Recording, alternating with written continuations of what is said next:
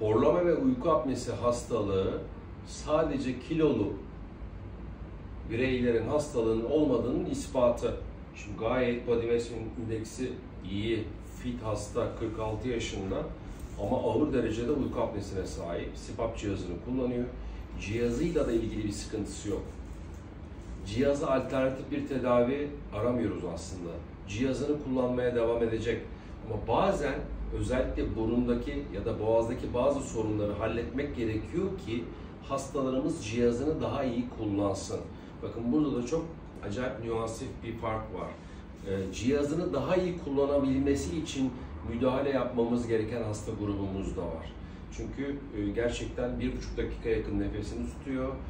O süreçte satürasyonları %50'ye kadar düşüyor. Düşünsenize uykudasınız ve oksijen değeriniz yarı yarıya azalıyor.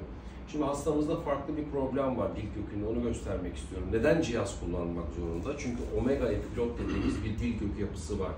O yemek borusuyla nefes borusunu ayıran bir bölge var. Çok basit anlatıyorum. Orada bir kapakçık var.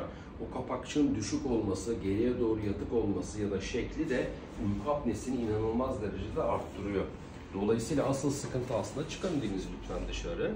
Ağzınızdan nefes alın. 70 derece endoskopla bakıyorum dil köküne. Deyin bakalım. Bakın görüyor musunuz epiglot dediğim yapıyı? Yani asıl problem aslında bu bölgeden kaynaklanıyor. Ama biz basıncı azaltmak için yukarılara bazı müdahaleleri yapmak zorundayız.